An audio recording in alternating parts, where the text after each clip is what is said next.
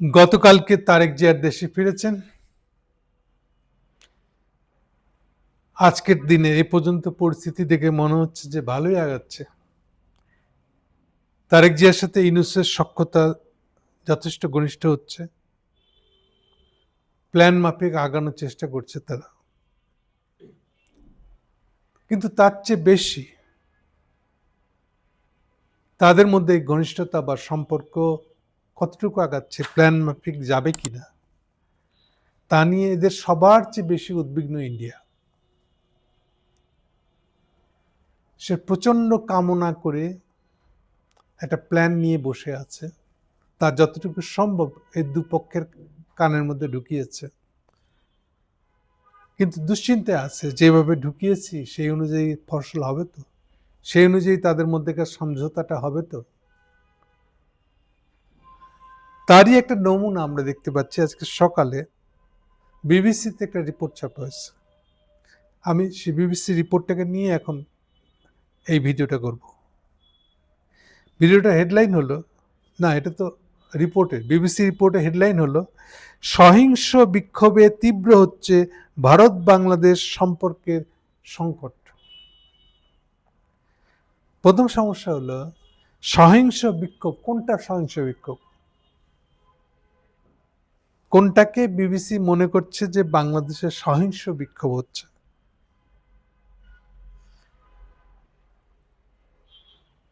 তারা উল্লেখ করেছে বাংলাদেশের সম্প্রতি যখন সহিংস বিক্ষোভ চলতেছে। সম্প্রতি মানে কোনটা? হাদির মৃত্যুর দিনে পত্রিকা অফিস কিছু জ্বালায় দেওয়া সেগুলা না। এটার সাথে সে বলছে এরই মধ্যে এই সময় একজন হিন্দু ব্যক্তিত্ব হত্যাকাণ্ড ও ঢাকা দিল্লির মধ্যে চলমান টানাপোড়ানো। প্রথম কথা হলো, এই হিন্দু ব্যক্তি হত্যাকাণ্ড, এটাকে যেই শব্দ দিয়ে এটা ফ্রেম করছে, এটা মোটেও সেই ধরনের ঘটনা না। প্রথম কথা হলো যে এইটা কোনো রাজনৈতিক ঘটনাই না। বাংলাদেশে তাদের ভাষায় যারা সহিংস বিক্ষোভ করতেছে ঢাকায়, তাদের কারোরই মাথা ব্যথা তো নাই এই সম্পর্কে কি হয়েছে কিছু জানে না। কারণ এমনিতেই ঘটনাটা ময়মনসিংহের, তার উপরে ঘটনাটা হলো সে একটা ওখানে গার্মেন্টস ইন্ডাস্ট্রির একটা লেবার লিডার, তার সাথে তার লাইন ম্যানেজারের তর্কাতর্কি ঝগড়া।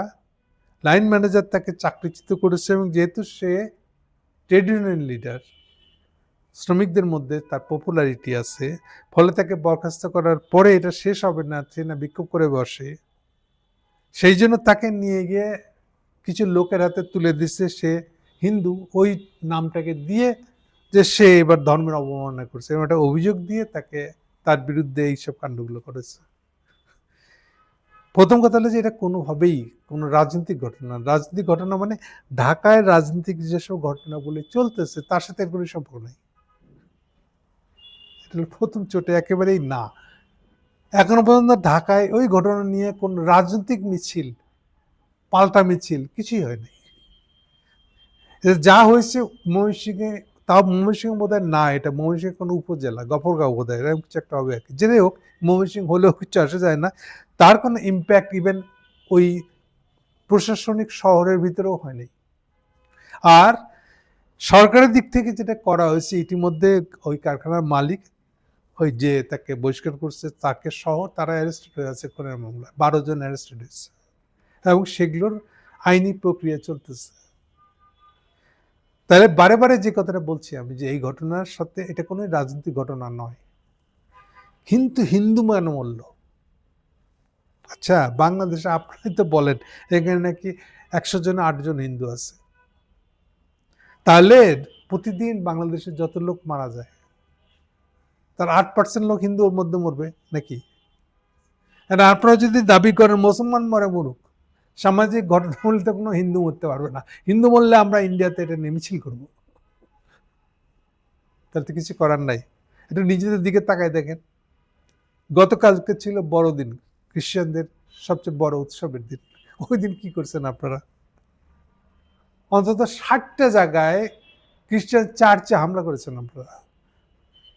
ছত্তিশগড়ের সচিত্র প্রতিবেদনটা আসছে, সচিত্র, এর মধ্যে কোনো লুকাছাপার কিছু নাই আর কি।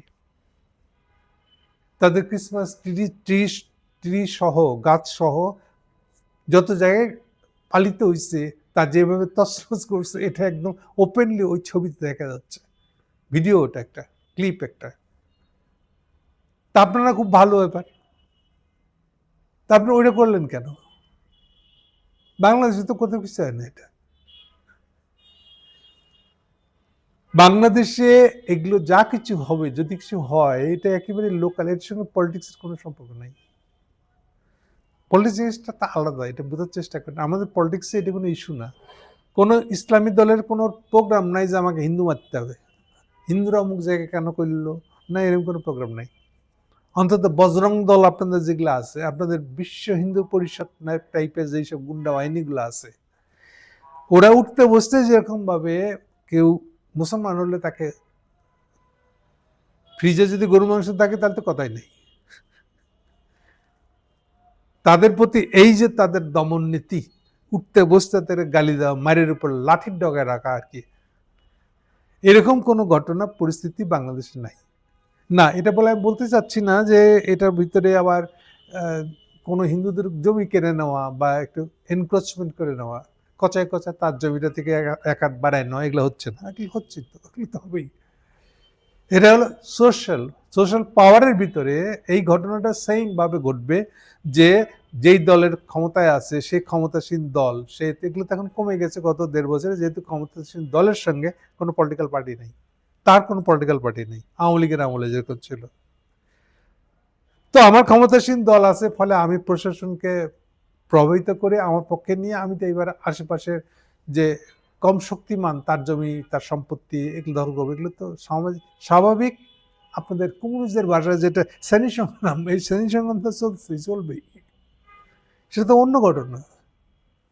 তো বাংলাদেশে কোনো পার্টি, ইসলামিস্ট হোক আর নন ইসলামিস্ট হোক, তার ঘোষিত এরকম কোনো প্রোগ্রাম নাই যে তাকে হিন্দু মারতে হবে বা হিন্দুরা সব সমস্যা করে আলাইতেছে, এরকম কোনোই প্রোগ্রাম কারো নেই। হ্যাঁ, আমাদের আছে অবশ্যই একটা খুব খাস প্রোগ্রাম আছে, যে Indian influence, Indian hegemony, Indian হেজিমনির কেরিয়ার, বাংলাদেশে ভারতের আধিপত্য কায়েমের পক্ষে যেসব প্রতিষ্ঠান কাজ করছে তাদের বিরুদ্ধে আমরা সোচ্চার আছি অবশ্যই, এবং এই কালে এটা খুবই বেশি সোচ্চার। এখন এইটাকে আপনারা মূল কারণটা সরাসরি বলতে না পারে আপনারা বলতেছেন আমাদের এইটা হলো সহিংস বিক্ষোভ। সহিংস বিক্ষোভে দেখে যেদিন পত্রিকাগুলো পুড়ে দেওয়া হয়েছে, সেদিন কেউ মারা যায় নাই, কাউকে আহতও করা হয়নি, যা কিছু হয়েছে কোনো ব্যক্তির গায়ে আঁচড় দেওয়া নেই। এটা পলিটিক্যাল ঘটনা, অবশ্যই পলিটিক্যাল ঘটনা। এখন আপনারা এটাকে বলবেন কি করে এর বিরুদ্ধে? সেই জন্য আপনারা শব্দটা আনছেন সহিংস বিক্ষোভ, হেডলাইনে দিয়েছেন সহিংস বিক্ষোভ। সহিংস বিক্ষোভ কোনটা? পত্রিকা অফিস পুড়াই দেওয়া এটা, নাকি ময়মনসিংহের লোকটা মারা যাওয়া? কোনোটাই না। তাহলে এই যে ওখানে বসে বসে যে কল্পনা করতেছে বাংলাদেশে, জানো না কি অবস্থা হিন্দুদের, একেবারে মারে হালাইতেছে, এটা আপনাদের কল্পনায় আছে, এটা বাস্তবে নাই। ফলে যে কাহিনীটা লিখছেন পরে আরো বিস্তারিতভাবে লিখছেন। এইসবগুলো ঘটনার কারণে ঢাকা দিল্লির মধ্যে টানাপোড়েনও চলতেছে, টানাপোড়েন তো চলবেই, কারণ আপনারা হিন্দু মাল্যকান্য, সেই জন্য আমাদের এম্বাসিগুলো জ্বালাই দিচ্ছেন, এম্বাসিতে আক্রমণ করছেন। আমরা কি করছি? আমরা এম্বাসির কাছে গেছি, যেখানে পুলিশ ব্যারিকেড দেওয়া আছে, তার কাটা দেওয়া আছে, তা ক্রস করি, এবং ওই মিছিলে যারা যারা ভলেন্টিয়ার ছিল, বিশেষ করে তার দেখা যাচ্ছিল সুনির্দিষ্ট পোশাক পরে আছে, তারা নিজেরাই আগে ব্যারিকেডের সামনে দাঁড়িয়েছে এবং সবাইকে নিজের এই মিছিলের লোকদেরকে বলছে, নিজের দলের মিছিলদের লোকদেরকে বলছে যে না, আমরা এই লাইনটা ক্রস করব না, এবং সবাই সেখানেই থেমে গেছে। আপনাদের মধ্যে বেয়ারাগিরি করে কেউ, আপনাদের উল্টা পুলিশে পাড়িয়ে গেছেন, পুলিশে গেছেন, মার খাইছেন, কলকাতার সবচেয়ে বেশি মার খাইছেন। হয়তো মমতা এটা আপনাদেরকে হিন্দুগিরি করতে দেয় না আর কি, এই জন্য। কিন্তু বাংলাদেশে ওটাও হয় না, এটাও তো আপনি এই রিপোর্টে, বিবিসি রিপোর্টে এটাও স্বীকার করা হয়েছে। তো তাহলে সমস্যাটা কোথায়? তাহলে এর ভিতরে কেন সমস্যা দেখতেছেন? এর পরের বাক্যে আছে, দেখেন কেন আপনার আক্ষেপ হচ্ছে বিবিসির এই লেখকের। এক সময়ের ঘনিষ্ঠ ও সময়ের পরীক্ষায় উত্তীর্ণ দুই প্রতিবেশী, কথা বুঝছেন? হাসিনার আমলে হাসিনা বেচে দিছিল ইন্ডিয়ার কাছে বাংলাদেশকে, যে তুমি আমাকে ক্ষমতা রাখবা, বিনিময়ে তুমি যা চাইবা সব দিবে। এইটাকে আপনাদের চোখে মনে হইতেছে, ইন্ডিয়ার চোখে মনে হইতেছে এটা হলো সোনায় সোহাগা দিন একটা। এই জন্য বলতেছেন এক সময়ের ঘনিষ্ঠ, আমরা দুই প্রতিবেশী খুব ঘনিষ্ঠ ছিল, সময়ের পরীক্ষা উত্তীর্ণ ছিল আমরা। তো স্বভাবতই আপনার শাসক যদি দেশ বেঁচে দিয়ে থাকে, তাহলে তো এটা ইন্ডিয়ার চোখে তো খুব মজা লাগবে, তো সবচেয়ে উত্তীর্ণ মনে হবে। আর সেইটাই তো ভেঙে দিচ্ছে এখন, হাসিনাকে উৎখাত করে এটা ভেঙে দিচ্ছি তো আমরা, এবং দেওয়াটাই তো সঠিক। দুনিয়ার কোন রাষ্ট্র আছে যে নিজের স্বার্থ, নিজের রাষ্ট্র স্বার্থ ত্যাগ করে দেবে প্রতিবেশীর পক্ষে? এবং যে ত্যাগ করে দেয় সে কি ওই রাষ্ট্রের লোক, নাকি বিট্রিয়ার, বিশ্বাসঘাতক, নাকি সে ইন্ডিয়ান দালাল, ইন্ডিয়ান হেজিমনি ফেরত আনার জন্য যে চেষ্টা করতেছে? এই কথাই তো বলছি আমরা। আপনি ইন্ডিয়া থেকে টাকা নিয়ে এসে প্রথম আলোর মতি বাংলাদেশের পত্রিকা চালাইবেন, ইন্ডিয়ান ইনফ্লুয়েন্স বানানোর পক্ষে আরোপ করবেন, আর বাংলাদেশের মানুষ এটা দেখে চুপ করে থাকবে? দিবে? দিবে না তো। কারণ এটা সার্বভৌমত্বের প্রশ্ন না, আমার স্বার্থের প্রশ্ন, কমন ইন্টারেস্টের প্রশ্ন। বাংলাদেশের জনগণ, জনগণ শব্দটা অর্থ বোঝার চেষ্টা করেন। পাবলিক ইন্টারেস্ট এটা ছোটখাটো জিনিস না। সারা বাংলাদেশে পাবলিকের ইন্টারেস্ট যেটা, তার বিরুদ্ধে আপনি কাজ করতেছেন। এবং এই ইনুস ধামাধরাটা আপনাকে কিছুই বলতেছে না। হাসিনা ক্ষমতায় আসার পর থেকে এগুলো আপনার ইউনুসকে চোখে আঙুল দিয়ে দেখানো হচ্ছে। সেখানে পাশ কাটায় এগুলো থেকে কেমনে টিকে থাকবে, কেমনে 5 বছর আর ক্ষমতা থাকতে পারে, এগুলো দান্দায় আছে। তো এটা পাবলিক একসময় যখন রিভোল্ট করে উঠছে, এটাকে আপনি বলছেন তারা নিজের হাতে ক্ষমতা নিচ্ছে। হ্যাঁ, নিয়েছে তো, কিন্তু খেয়াল করে দেখেন তারা কোনো মানুষ মারে নাই, মেটেরিয়াল ধ্বংস করছে। ইয়েস, এটাকে আপনারা বলতেন যে সহিংস বিক্ষোভ। আমরা হিংসা কোথায় করলাম? মানুষ থাকলে না হিংসা করব? কোনো মানুষের গায়ে টাচ ফুলের টোকাটাও পড়ে নাই, হিংসা কোথায় করলাম? যারা ডেলিস্টারা আটকা পড়ছিল তাদের বাইরের রাস্তা দিচ্ছে, তারা আগুনে পড়ে মরে যাক, এটা কিছু করে নাই। আর্মি তাদেরকে বের হয়ে যাওয়ার রাস্তা দিতে বলেছে, তারা দিচ্ছে। এটা নিয়ে কত জন বিরোধ দেখাচ্ছে, হ্যাঁ আমি ওদেরকে বাইর করে আনলাম। আর এটাকে নিয়ে আপনি এখন লিখতেছেন আমাদের বিরুদ্ধে আমরা সহিংস বিক্ষোভ করছি। আমি বারে বারে বলতেছি, ময়মনসিংহের এই শ্রমিক ছেলেটা মারা যাওয়াটার সাথে ঢাকার রাজনীতির কোনোই সম্পর্ক নেই। এটা সিম্পলি একটা লোকাল ঘটনা, এটা মালিক শ্রমিকের দ্বন্দ্ব। সার কথা হলো এটা, এটা কোনোভাবে হিন্দু মুসলমান দ্বন্দ্বও না।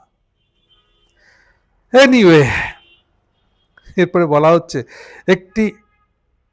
একটি হত্যার ঘটনাকে কেন্দ্র করে, হাদির হত্যাকাণ্ডকে কেন্দ্র করে সহিংস বিক্ষোভ শুরুর কয়েক ঘন্টা আগে, ময়মনসিংহের ছেলেটা নাকি মারা গেছে কয়েক ঘন্টা আগে। তো কয়েক ঘন্টা আগে হলে তো এটার সঙ্গে হাদির কোনো সম্পর্ক নেই, এটা তো প্রমাণ হয়।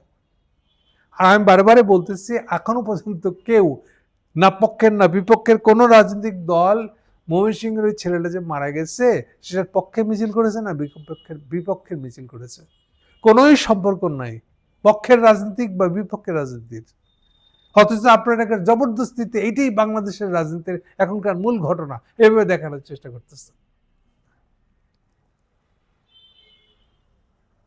হাদিস, আচ্ছা এখানে স্বীকার করে নিয়েছেন আবার।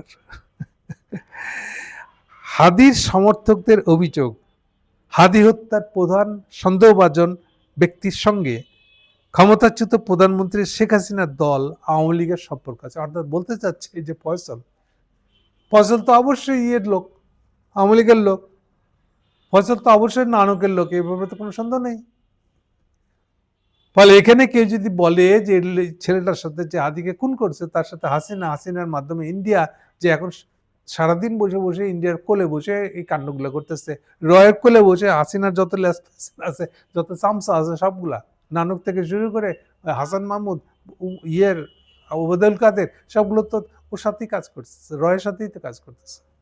দেখলে কি লুকানো কিছু? তো আপনারাই ফেসবুকে স্ট্যাটাস দিয়ে জানাইতেছেন, কে জানে না এটা? ফলে স্বভাবতই হাদির মৃত্যুকে কেন্দ্র করে ইন্ডিয়া বিরোধী ক্ষোভটা বাড়বে।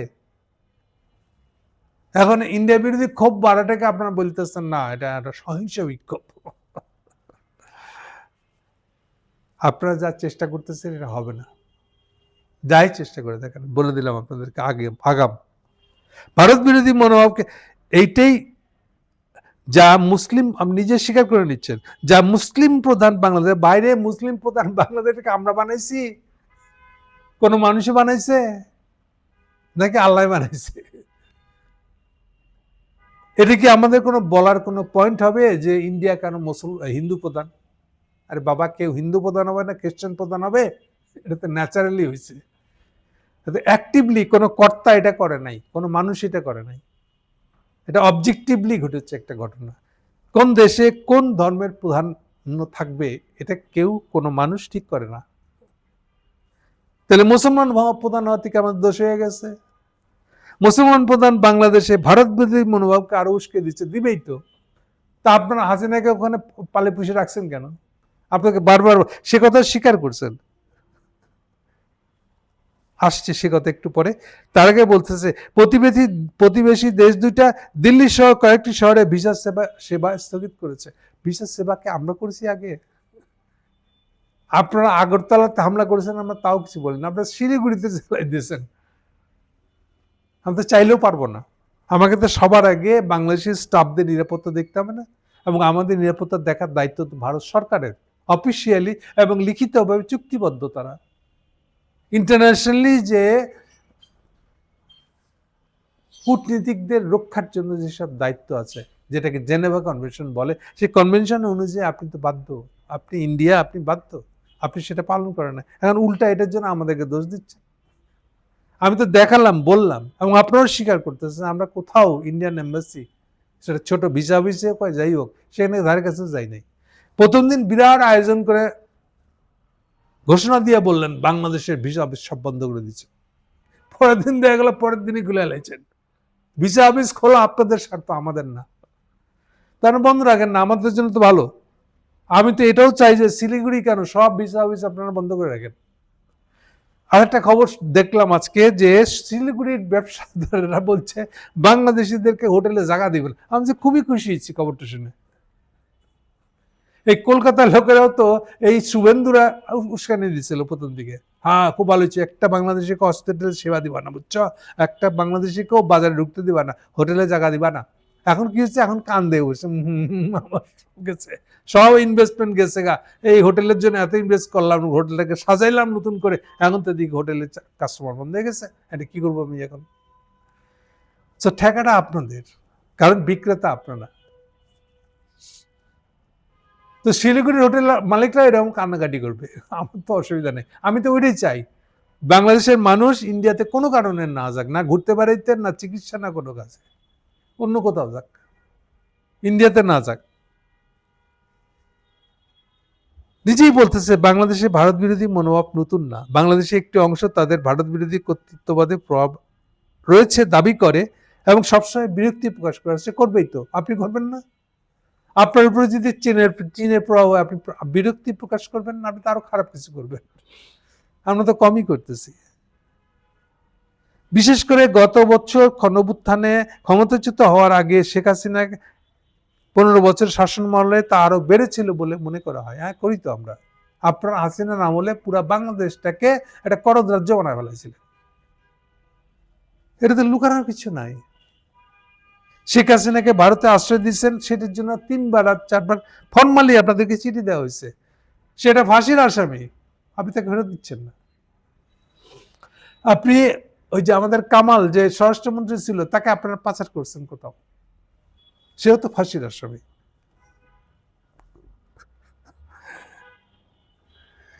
সার কথাটা হলো, আপনারা